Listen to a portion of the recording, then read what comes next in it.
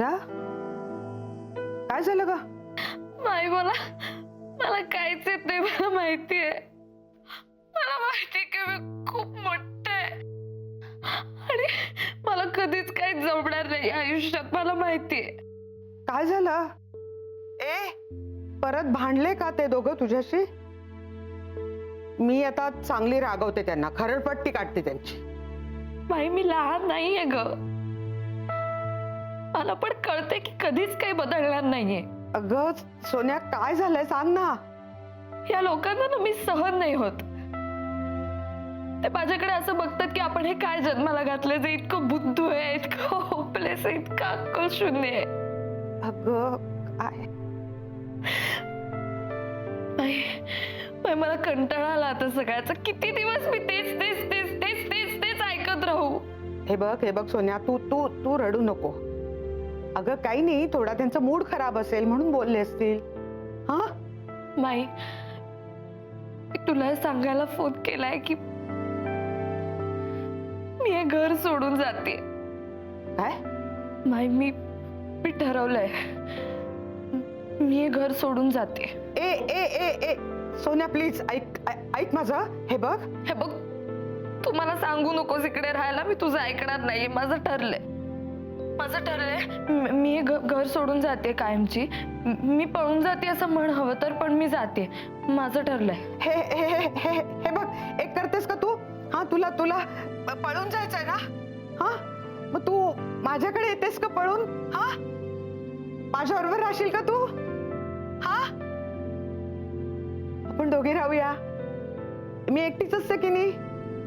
हा, पळून इकडे तिकडे कुठे जाऊ नकोस. तू तू माझ्याकडे ये. हा, आपण खूप मज्जा करूया. तुला तुला तुला कुठली खोली हवी सांग मला. हा, आजोबांची? हा, ये तू इकडेच ये. येतेस ना? हा, हो प्रॉमिस. हो. नीट ये. मी तुला घ्यायला येऊ का स्टेशनवर? कशी येणार आहेस तू बाळा? नको, मी येईन माझी. ठीक आहे, काही लागलं तर मला फोन कर. हा, मी वाट बघतीये.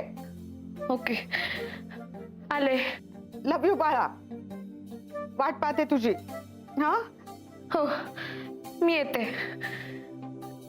ओके.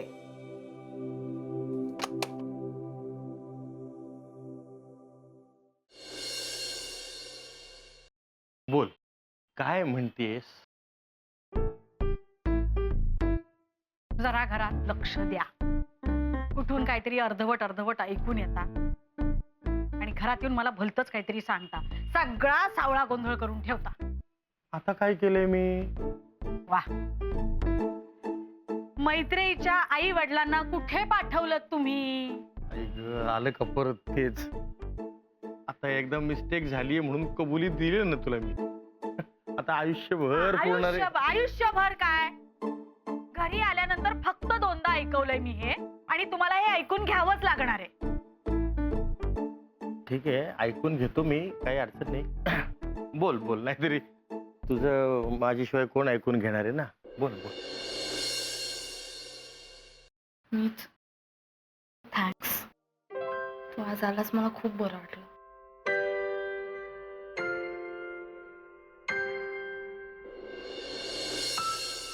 अरे काय आपली एवढी छान ट्रिप झाली, पण एवढ्या गप्पा मारल्या.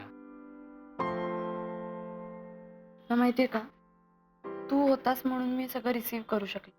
गेल्या वेळी गेले होते ना मुंबईला, तेव्हा परत येताना एकटीच होते आणि रस्ताभर रडत होते.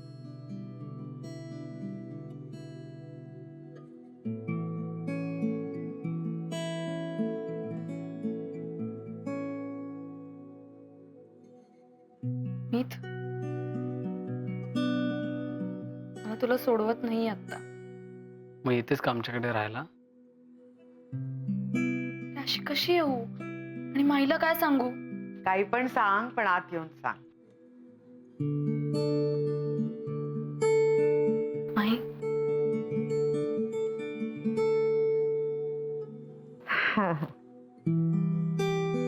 चला चल रे.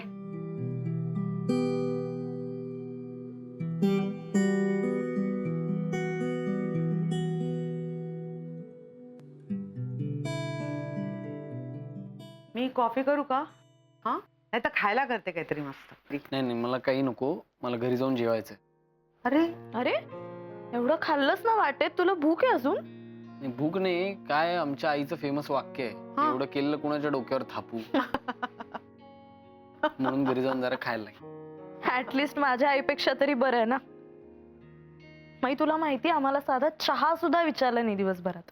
हे नाही, एवढं नाही, ते आम्ही जेवणार होतो, पण काय झालं ते नंतर शक्य झालं नाही. कसं होईल शक्य? मला इतका राग आला ना या लोकांचा माई. म्हणजे एकतर तिथे आम्हाला रात्रीपर्यंत नुसतं बसवून ठेवलं, चहा सुद्धा विचारला नाही. अगं तसं नाही नाही, नाही. एक मिनिट, तू काहीच बोलू नकोस. तिला कळलं पाहिजे ना नक्की काय झालं. हे बघ कसं झालं माई, मला राग कुठल्या गोष्टीचा आला सांगते. हे बघ, मला मान्य आहे की तुम्हाला कामं असतात, तुम्ही बिझी असतात, ओके फाईन, ठीक आहे. एकतर आम्ही त्यांना न सांगता तिथे डिरेक्टली गेलो होतो, सो ठीक आहे, मला मान्य आहे, माझी त्याविषयी काहीच तक्रार नाहीये. पण जेव्हा आम्ही जेव्हा त्यांना फायनली भेटलो ना, मी जेव्हा सौमित्राला भेटवलं त्यांना, तेव्हा सुद्धा ते असे घुम्यासारखे दोघ जण बघत बसले ह्याच्याकडे. आणि हाईट म्हणजे जेव्हा मी त्यांना सांगितलं की सौमित्र होमिओपॅथीचा डॉक्टर आहे, तेव्हा त्यांनी काही रिॲक्शनच दिली नाही.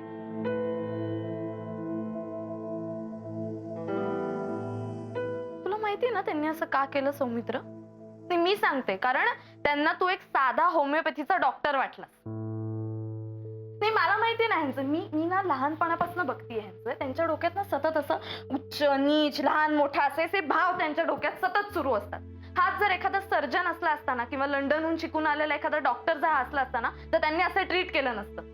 एखादा असा श्रीमंत किंवा पॉवरफुल माणूस जर आला असताना त्यांच्या पुढे, तर हाय हॅलो कसे आहात असं लीन व्हायचं त्यांच्या पुढे. चिडचिड होते माझी या लोकांपायी.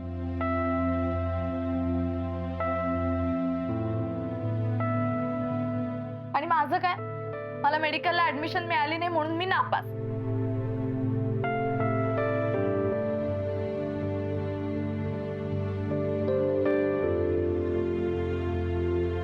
दार्वेकरांच्या मुली बघ, दोघी जणी बोर्डात आलाय.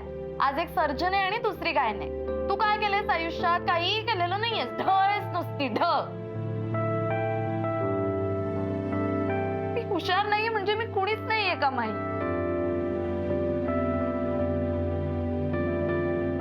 त्यांच्या दृष्टीने ना मी शून्य आहे,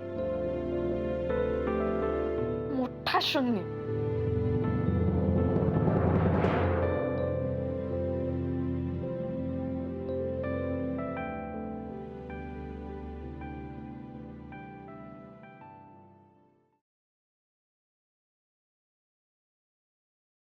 काय करतेस बाळा? पाणी हवंय? काय करू या मुलीचं? एवढं मनाला लावून घेऊ नकोस बाळा. बाळ नाहीये. ओ सॉरी सॉरी सॉरी. सौमित्र, ती बाळ नाहीये. हा, बाळ म्हणायचं नाही तिला, कळलं का? बोल ना. नाही, मला बोलायची बंदी घातली आहे तिने. ओ खरंच? काय ग? बोलू शकतोस आता. हे बघा, आई बाबा, मैत्रीचे आई बाबा आल्याशिवाय साखरपुड्याचं काहीही फिक्स नाहीये, कळलं का? ते आल्याशिवाय काहीही फिक्स नाहीये. इकडं मैत्री आणि सौमित्र यांचा साखरपुडा ठरलाय, माहिती आहे ना तुला? स्वतःच्याच कामात काय वेगळं राहता तुम्ही. जरा नाही जरा जरा इकडे तरी लक्ष द्या ना. काय बोलला?